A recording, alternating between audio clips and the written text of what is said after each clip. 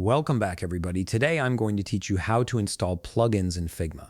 This is incredibly useful if you want to expand Figma's capabilities with tools that can help you create flowcharts, generate placeholder text, manage colors, and much more. Let's jump right in and get this done.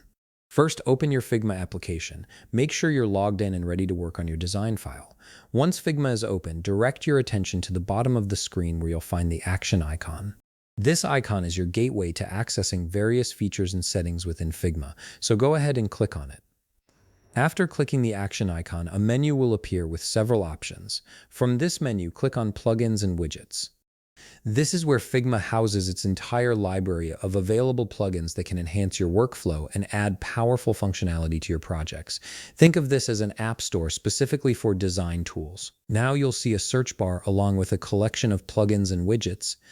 In the search bar, type the name of the plugin you want to install. For this example, let's say you're looking for a flowcharts plugin. Type flowcharts into the search field and the relevant results will populate below. Browse through the options until you find the one that fits your needs. Once you've located the plugin you want, click on it to open its details page. Here you'll see information about what the plugin does, user reviews, and other helpful details. When you're ready to proceed, simply click the Run button. This action installs and activates the plugin, making it immediately available for use in your Figma workspace. And that's it. The plugin is now installed and ready to use.